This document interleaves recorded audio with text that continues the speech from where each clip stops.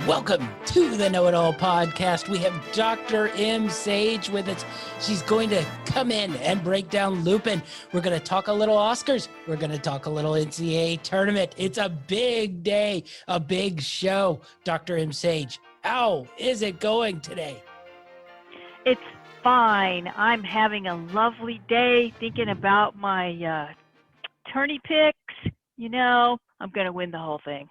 Are you going with Norfolk State and staying in the DMV area for pride and No, but I am going with Georgetown. I liked the Norfolk State better, but we'll ride with Georgetown then. All right, so before we get into the NCAA tournament and the Oscars, let's get into Lupin, a French TV show, sort of a heist show. Let's go with a nice little arty theme and a little bit of a literature theme to it, I guess, as well. So what brought you into Lupin? I saw the lovely Omar Sy on Netflix and decided I needed to watch this show. The trick with Lupin, I'll tell you right up front, the trick with Lupin is to watch it with subtitles. Don't watch it dubbed. You really need to see it in the French and just, deal with the subtitles. It's not that hard. Yeah, I've always preferred subtitles and dubbed, even with the new, fancy Netflix one, where it doesn't look quite as, let's say, bad as, some of the others used to, especially back in the day when mouths would move and words would come on a very, very long delay. They've gotten much, much better at it, but you seem to get much more of a feel of the show if you hear it in its natural language and you just sort of read what's theoretically being said, though Yeah. sometimes I wonder. No, I agree with that. That's true. This show is really addictive. It's exciting. The show is about Hassan Diop, who is a Senegalese little boy who comes to Paris with his father, who is a chauffeur for a rich family. And as a young boy, his father gave him a book about Lupin, the gentleman thief. And Hassan sort of takes this to heart and becomes the gentleman thief in real life. He even hides the book inside of a Bible. It becomes sort of his Bible. Very, sort of symbolic scene they had there. When he's at school, his father's accused of a crime that he didn't commit. It ends in a tragedy, and we find Hassan as a grown man. This is where the show sort of starts, trying to get revenge for his father's death with the evil Mr. Pellegrini. Yeah, we think he didn't commit. We still have season 2. That's Maybe true. the father did end up doing something, but no, I really love this show because you sort of get the literary book imitating the actual on-screen thing that was going on. So he takes from Lupin, but really he is acting out Lupin on the actual show. So it's sort of fun and endearing. I really like Omar Sy. He's just great in this show. He is very good. He really does carry this thing. He's a likable thief, which really you have to be to get into the show, because I don't think it works if you are an unlikable thief. You have to actually like the main character in this one. Yeah, you do. And they've done a really good job of making you like someone he's a flawed character. He's not a great dad. He has a son that he doesn't spend enough time with. He's a thief for crying out loud, but we really like him. We want him to win in the end. Yeah. I really thought this thing took off with the first episode.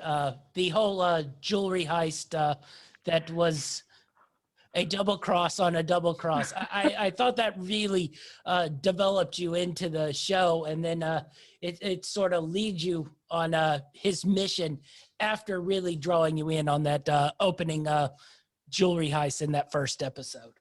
It's true. That first episode, you think, wow, what is this show really going to be about? Because it's definitely not clear, but you absolutely want to watch it again.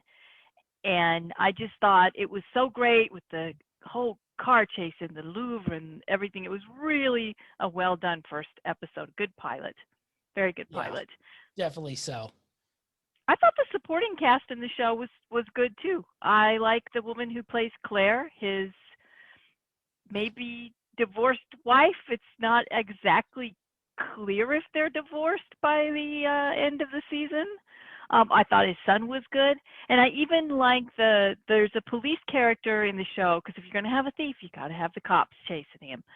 And I liked the cop who keeps getting dismissed because he says, "I think this guy is imitating Lupin," because he's also into the books himself. Oh, I thought you were going to say you liked the cop who became the chief of police, or whatever the Oh no way, man!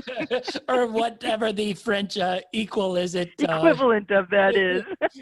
I don't quite. I assume it's like chief, but the one who technically helps frame Lupin's father in Yes.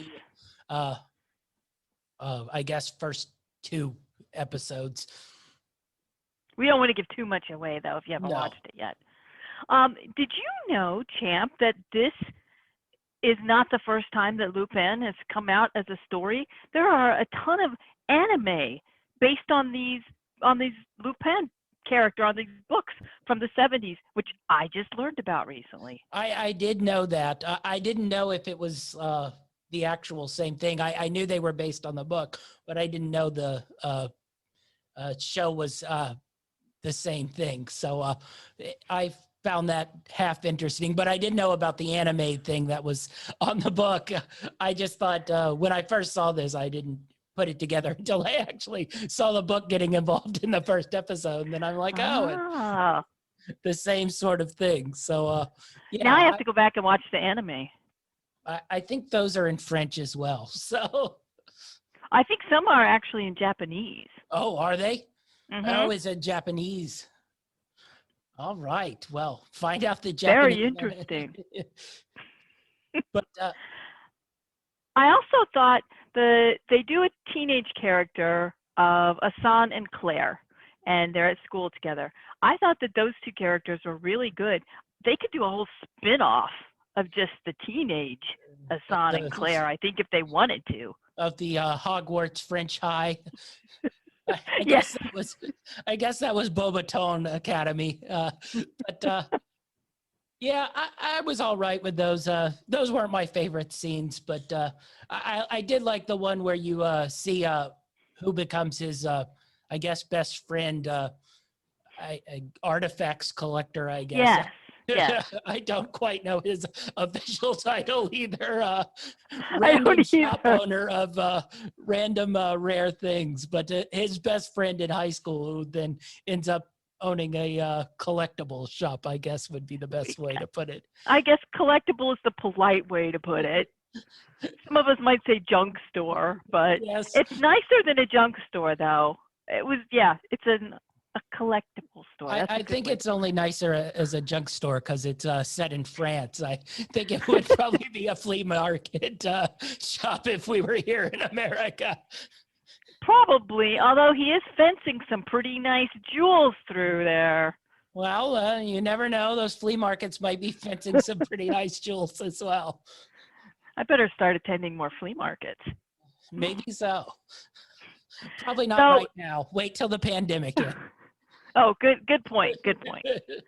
I think that for me, at least, watching this show, I did find the episodes to be predictable.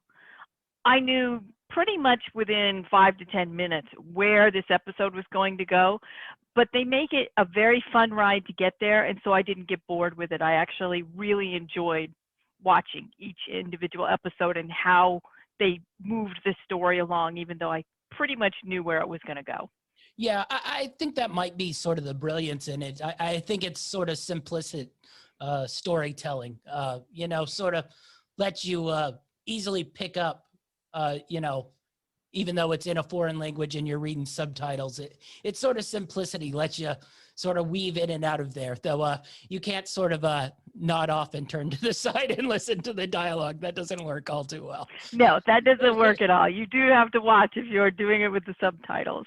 Now, one thing I found interesting here, they've got this gentleman thief who is supposed to be this master of disguise, and Omar Sy isn't easy to disguise. He's very tall, he's broad, he doesn't look like your typical or stereotypical maybe French guy walking down the street. But they did do a pretty darn good job of making you sort of believe that his disguises worked. They get pretty elaborate by the end, which was kind of laughable. But I think it's sort of a tale of how someone who is, well, he's a large black man, and so society kind of ignores him. And so I think that that plays into the story of how he can get away with these disguises.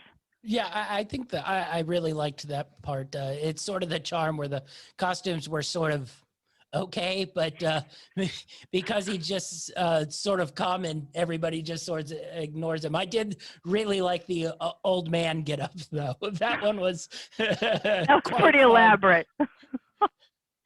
It was good though. I mean, he did a believable job of pulling off those costumes that were really kind of lame sometimes. Yes. It's a fun show. It's a fun show. Yes, it is. I'm very excited for the, I guess they said part 2. Yes. I don't know if we're going in seasons here or just randomly throwing out 4-episode or 5-episode parts, but I am excited to see part 2. I really did enjoy this. This is probably one of my favorite ones we've probably watched so far. Yeah, I would agree with that. It's one of my favorite ones too. I think it's one of the better shows that Netflix has on. Maybe that's because it's French. I don't know. Yeah. And they didn't produce it in Hollywood, but I thought that it was just a really, really well done show. Yeah, I guess, didn't throw a bunch of big names and stars and just use whatever bad algorithm Netflix has that tells us we like this, and we just throw it Yeah. all in whatever show or movie they produce. Though maybe the French algorithm is better or something. I don't know. I did not see Emily in any of the background shots in the show set in Paris. I hope I don't ever see Emily in any of the background shots. Oh, that'd be a fun 70s, 80s trope where they just start crossing shows. So maybe they throw It could back. be interesting. Omar could, knock her down on the sidewalk or something as she's toddling around in her high heels. Yes, definitely. I also will give a shout out to the shoes. He was in a different pair of Jordan 1s in like each episode. So Yes, he was. for a He has a sneakerhead very like good, very good sneakerhead like collection me, of shoes. I was getting pretty jealous. Technically, though, I have 1 or 2 pairs of those as well. So it was fun to see that. But that's probably just a weird sneakerhead trope more than anything. But I don't know. It was pretty noticeable. I noticed them, but yeah. then again, I'm kind of a, well, yeah, I like shoes too. Let's just put it at that. Fine. We're the shoe bunch, so we were staring at the footwear in the episode. I All right. always stare at the footwear. I wasn't staring at the footwear in Bridgerton quite as much as I was in this one. No, but I was trying to see if they were authentic. And I think most of them were probably some seamstress that they paid to cobble them together pretty quickly. Yes, I think that's probably correct. Or they have a much bigger budget than I thought. Well, I think that Bridgerton has a pretty darn big budget. Yeah, it probably certainly does now. So, all right. So Lupin has a good cliffhanger. Let's not leave that out. It does have it's a good one. It's a good cliffhanger. So that leaves you wanting to see season / part 2 of Lupin. Absolutely. All right. So I'm looking forward to it. What did you give a grade for Lupin? It's about as close to a 5 as Netflix gets. Yeah, I It's gave a it a must 4. watch, I think. So yeah, I would believe you give it a 4. It's between a 4 and a 5, absolutely. I don't see how you would want to miss that one. It's just so good, I think so much this fun. one's a much watch. All right. Are we ready to get into some tournament picks? Oh, tournament time! It's tournament time. It is tournament time. And, All right. I put all of 10 minutes of thought into my bracket. No, I'm just kidding. Maybe 12. Maybe 12.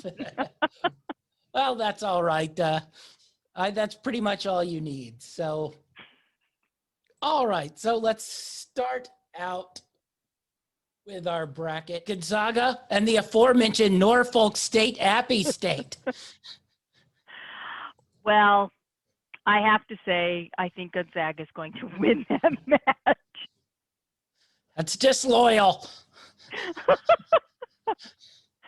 you know, uh, well, uh, what can I say? It's just not going to happen. Gonzaga is going to win the whole thing. All right, we'll move on to Oklahoma, Missouri. Oklahoma. All right, Creighton, UC Santa Barbara. I think Creighton's going to win that one.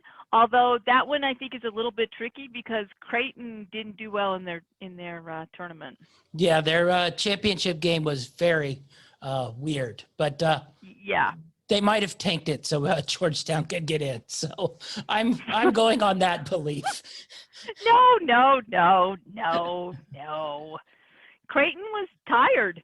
They're rested up. I think they're going to win, but they could surprise me and lose. All right, Virginia, Ohio. Virginia. USC, Wichita, Drake. I think it's going to be USC. All right, Kansas, Eastern Washington. Oh, I have to go with Kansas. You can't ever go against Kansas. All right, another chance here. Oregon and VCU.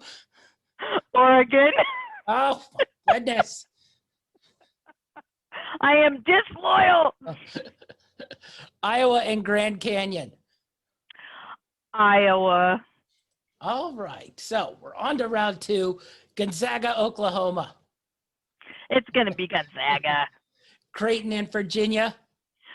I think that Creighton's going to beat Virginia. Oh my! Virginia has some COVID issues. Yes, I know. I don't know if they're totally going to get out of the first round. They've been Zoom practicing, whatever the hell that means. Yeah, I'm not sure they're going to make it to the first round.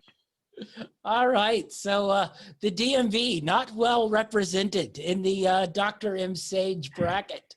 Not yet. USC and Kansas. I think Kansas. All right, Oregon and Iowa.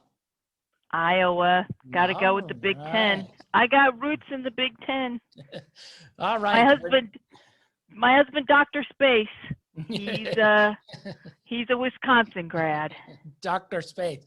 So are we going to be picking Wisconsin when that comes around? We are for the first round. All right, Gonzaga and Creighton. Well, Gonzaga. All right, we got a good matchup here. Kansas and Iowa. That's a toughie, and I'm going with Iowa. Oh my, the Big Ten represented high. All right, Gonzaga, Iowa. Who are you putting in the Final Four? Gonzaga. Gonzaga. All right, let's move down to the East. Michigan, Texas Southern, Mount St. Mary's. Michigan. All right, LSU and the Bonnies of St. Bonaventure. I'm going with LSU. Oh no, we love the Bonnies. Yeah. Pride of I don't know. Buccaneer. That was a toughie. That was a tough one to choose, and I think LSU will pull it out. All right, Colorado and Georgetown.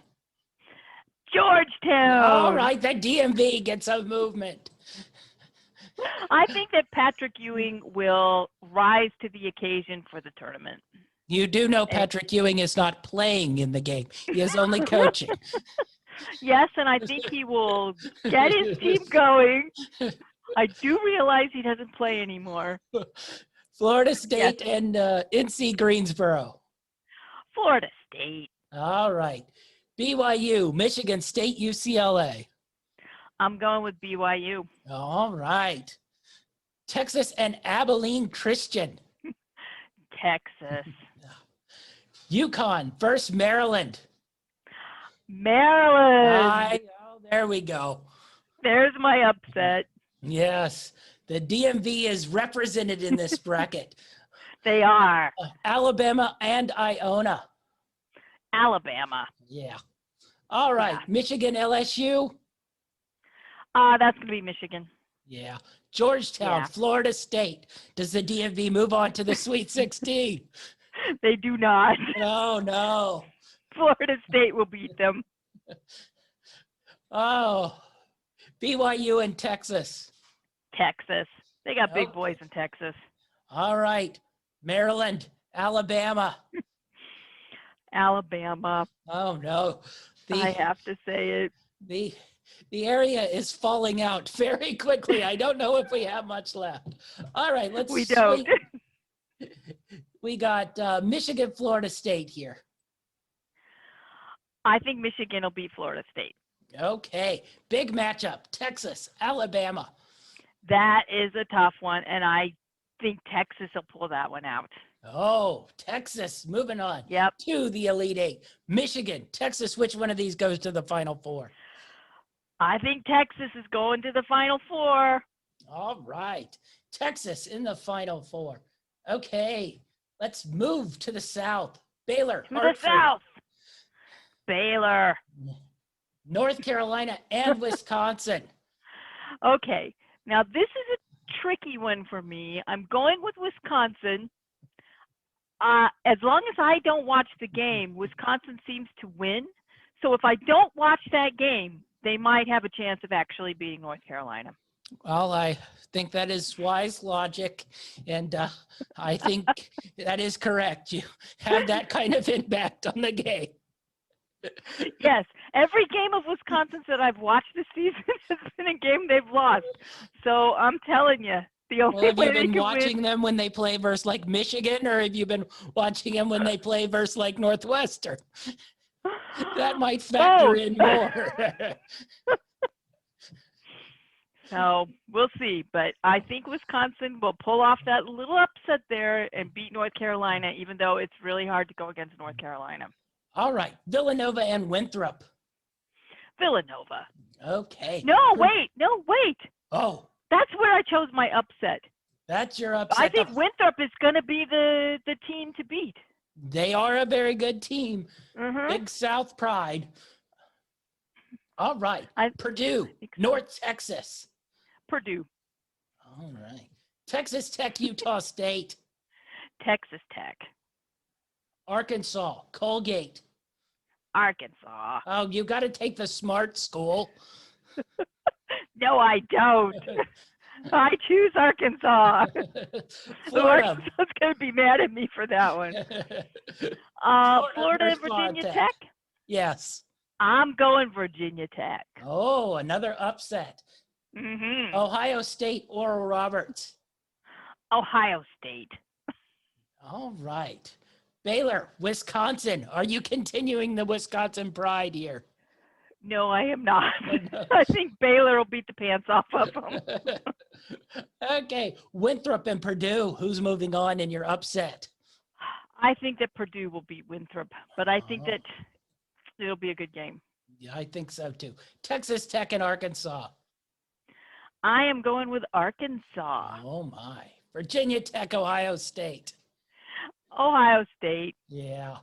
They're All right. coming on at the end here. Baylor and Purdue. Baylor. All right. Arkansas, Ohio State. Arkansas. Oh, all right. We're at the Elite Eight. Who's going to the Final Four here? Baylor or Arkansas? Baylor. Oh my, Baylor in the Final Four. Baylor Okay. in the Final Four. Last region, the Midwest. Woohoo! Illinois, Drexel. Do we have some hometown pride here? We have Illinois, which is close to my hometown. All right. More sort of hometown pride. Loyola, Chicago, Georgia Tech. We're giving you the whole Illinois state. Thank you. I appreciate that. We're going with Loyola Chicago. They have nuns on their side. Georgia Tech has engineers on their side. Yeah, nuns are going to trump the engineers. Courtside. Tennessee, Oregon State. Tennessee, All right. Oklahoma State, Liberty. Oklahoma State. I know a lot of people are thinking Liberty's going to be the team that does the upset, but I just don't think so. Do they have nuns on their side or what weird Liberty might. Oh no, Liberty religious- wouldn't have nuns. Sorry. I don't, whatever weird religious sect they belong to, the corrupt one probably would be Yeah, the more I apt better watch term. what I'm saying here. To all of you Liberty alumni, I apologize in advance. Oh, they if know. I said anything to offend you. Oh, they know. They can Google their founder. That's true, easily. San Diego State, Syracuse. San Diego State, All right. West Virginia, Moorhead State. West Virginia. Okay. Clemson and Rutgers. This is another tough choice for me, and I'm going to go with Clemson on this one. Oh, Clemson over the Big Ten school, kind of, in a weird way, Yes. out of New Jersey. Houston, Cleveland State. Houston. All right. Illinois, Loyola, Chicago, the battle. That is going to be a battle, and Illinois is going to come out on top. All right. Tennessee, Oklahoma State. Sorry, champ, but I'm going with Oklahoma State. I think most people are. San Diego State, West Virginia. I'm going with San Diego State. Oh. Clemson, Houston. I'm going to go with Houston on that one. All right. Illinois, Oklahoma State. I'm going with Illinois. All right. They've been pretty good this year. They have. San Diego State, Houston. I'm going to go with Houston on that one. Okay, Not a huge school, but I think they'll do it. big matchup here. Illinois, Houston in the Elite Eight. Who are you moving to the Final Four? Illinois. Illinois to the Final Four. All right. Gonzaga, Texas, your first matchup in the Final Four. Who do you have to the national championship game? I've got Gonzaga, Okay. like everyone else in the country. Baylor, Illinois. Who are you moving to the championship game? I'm moving Baylor, Oh, my. which is not a choice many people are making. All right. Gonzaga, Baylor in the final. Who do you have as your national champion? I have Gonzaga as the national champion. All right. The Zags national champion. That is Dr. M. Sage's bracket. Okay. So we've done some picks. Now we're going to do some nominations. The Oscar noms came out Monday at like 6 a.m. But nonetheless, I did not listen to them live. I was still working. So anyway. So you did not listen to them live either. I did not listen to them live either. So what did you make of the Oscar nominations? Were you surprised by anything that got nominated? Disappointed Yes. anything that didn't get nominated? Probably not. I was surprised, actually. I am surprised about Sound of Metal getting so many nominations. Have you That watched? is a have you great watched- movie. Have you watched Sound of Metal yet? I have. Oh yeah, I just watched it about a week ago. I really liked it. It's very different. Yes. And it doesn't follow screenwriting. It doesn't follow the the pattern that you expect it to. Yes. But I enjoyed it. I kept waiting for him to hit, this rock bottom, and he doesn't. No. And I really thought that the character of Ruben was done. He was so good. I didn't expect to see these Oscar nominations, but I'm glad that they did. I'm glad that they did that. Yeah, they definitely that definitely gained steam towards the back end. Supposedly, a lot of Reddit threads and stuff were pushing hard for the Sound of Metal. So the weird film nerds living in the basement Interesting. score one for them. Well, if you haven't seen the movie, I think you should watch it because the sound editing is amazing. Yes, definitely. They've done such an amazing job of doing a third person, first person mesh of someone who's going deaf, and they just did a remarkable job. You just feel so. I felt so tense at the beginning when Ruben is going deaf and he just is in a world that he doesn't know. It was just, I thought it was just done really well. Yeah, I thought Riz Ahmed was really, really good in the movie. Yeah, he was excellent in the movie. And the nominee for Best Supporting Actor, Yeah. Paul Raci, Yes. he's excellent in that movie. So good.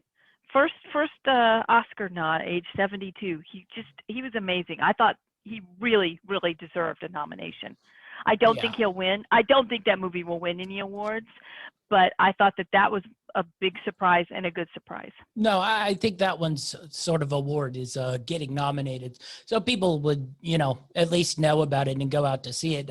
It's actually one of the ones that had been out the longest. It came out in like the Toronto Film Festival in like 2019, so it'd been around before we even were all stuck inside and not allowed to go to movie theaters anymore.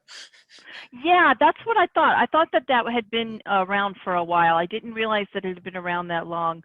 The other one that surprised me is actually an animated, which is also came out in 2019. So I didn't even think it was eligible. And that one is Shaun the Sheep and Farmageddon. Yes. A funny, cute movie. Little kids would absolutely love it. I think that you should watch it if you have little kids. It's just very cute and charming, and I was surprised to see a nomination for that one. Yeah, I really like Wolf Walkers as well in the animated features. I think that one's on Apple Plus right now, so if you want to watch that one, but none of those have I a haven't shot. seen that one. Soul probably No, is Soul going will to win. run away Yeah, with this, but yeah. definitely. Any other ones that surprised you? I don't think that the Best Picture nominees surprised me. Did they surprise you at all? No, not really. I think they pretty much hit everything. I think they sort of got it right. Now, that being said, I haven't been in love with the movies so far this year. I think sort of every one of these is a little bit flawed. Now, I haven't seen Minari yet, so that's sort of next on the list. But Asian Farmer movie, I'll You probably. might be surprised that's next on my list too. I think Yeah.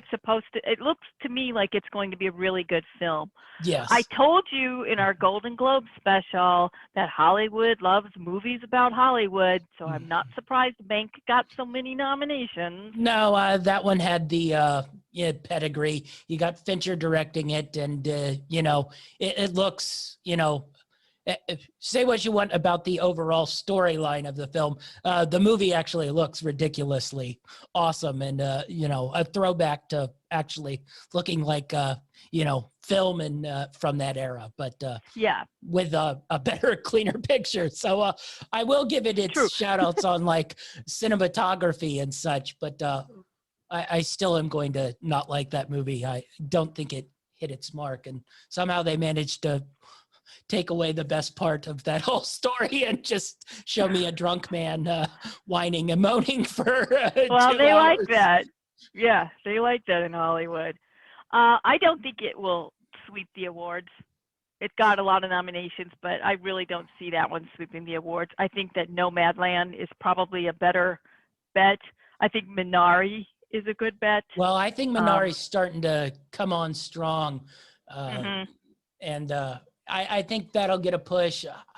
We'll see if Nomadland can hold. I'm sure Zal will get she's nominated for 4 awards. Yes. So I'm sure she will get something, probably best editing for sure, at least. So, and she might get a best director. Might get a best director.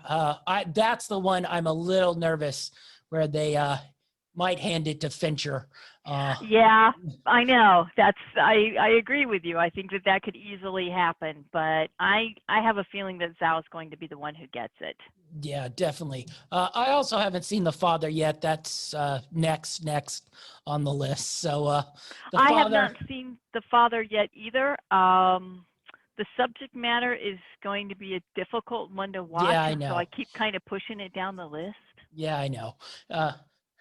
Minari and The Father, I keep pushing down the list. Now, Minari, I'm a little bit more excited to watch. I'm Any other? curious, what did you think of Judas and the Black Messiah? I really liked it. I thought really I don't want to say it's the best movie I've seen all year, but out of this list, it's the one I enjoyed the most. I would agree with that.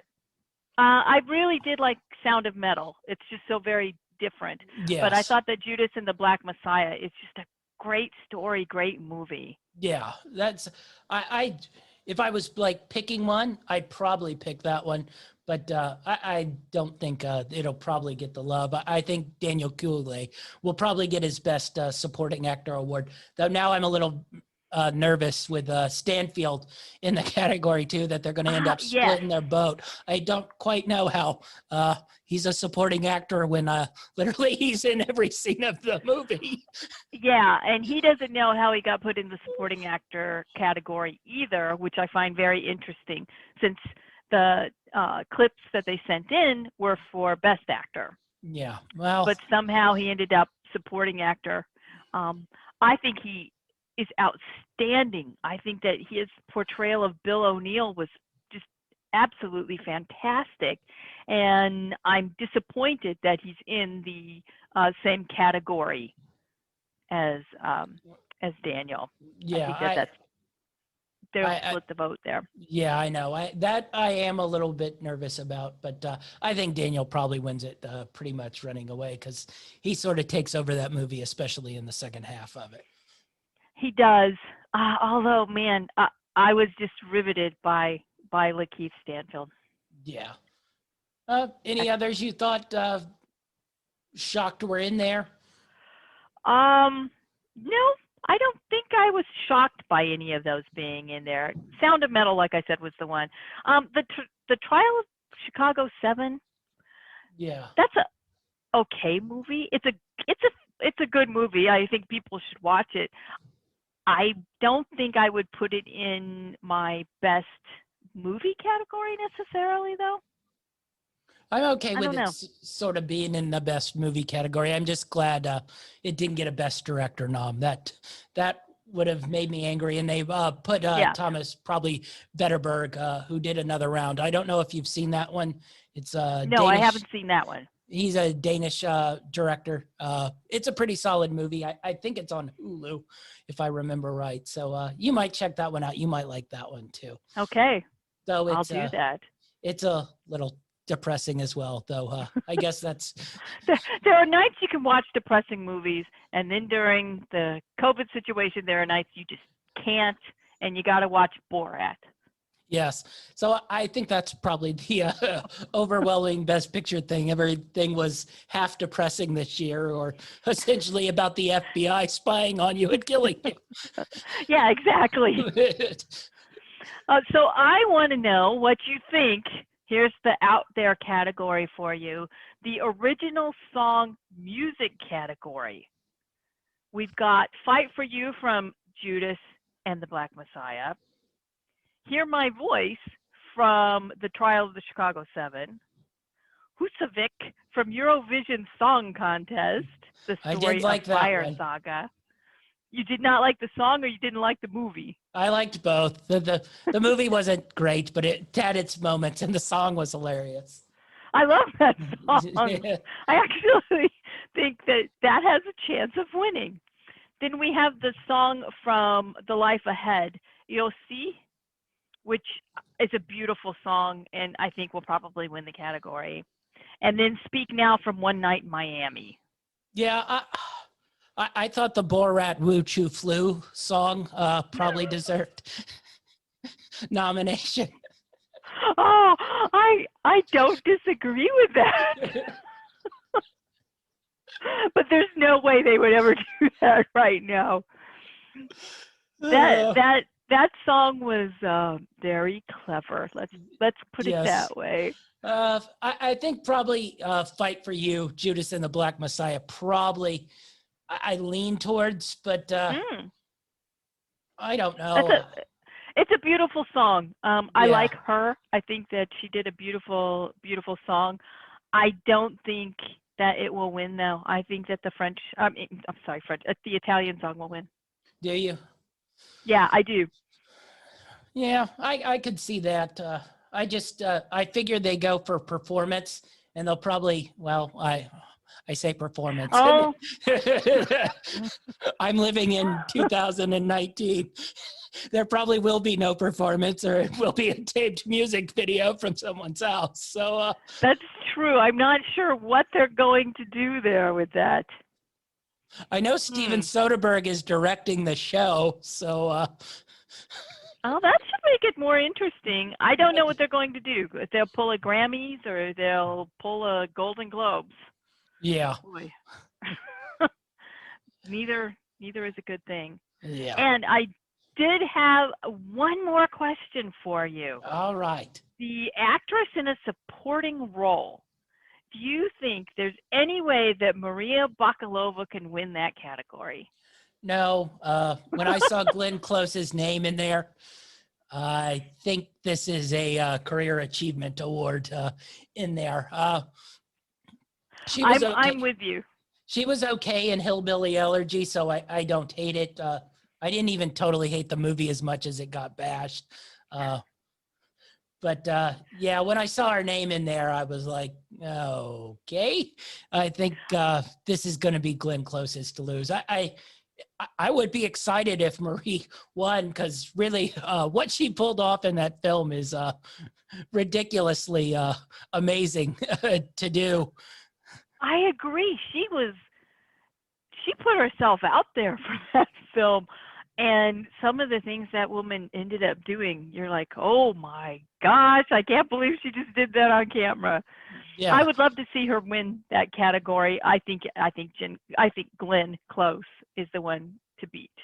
I yeah, don't think for sure. Olivia Colman will win it. I think they consider her too much of a television Yeah. actress, probably. I guess if I liked anything from Mink, I did like Amanda Seyfried, but I don't think she'll probably get the nom. But if there was a redeeming quality in the performances of Mink, I thought Amanda was really good in it. Yeah, and she gets overlooked a lot, but Yeah, I I know. have this bad feeling she'll get overlooked again. Yeah, definitely so. All right. So that's a good nod to the Oscar nominations. We'll be back when the awards ceremony actually is happening, and we'll get your true picks, and we'll, Ooh. we'll see how you do there. All right. So what show are we going to do next? I think that we should do It's a Sin on I think it's on HBO Max. All right. It's a Sin. We'll do that one next. There's a weird Okay. hockey one from Sweden on HBO Max as well. Oh, I want to watch that. We should If probably you do that don't, one, put that one on the list as well. excellent. Because champ, I'm a huge hockey fan. Are you a Swedish hockey fan? I could be. Well, they're all very tall and blonde, I'm assuming. So, all right. Hmm. It's a Sin is next for our next review. Thanks, Dr. M. Sage, for joining us. That's our show, and we're out.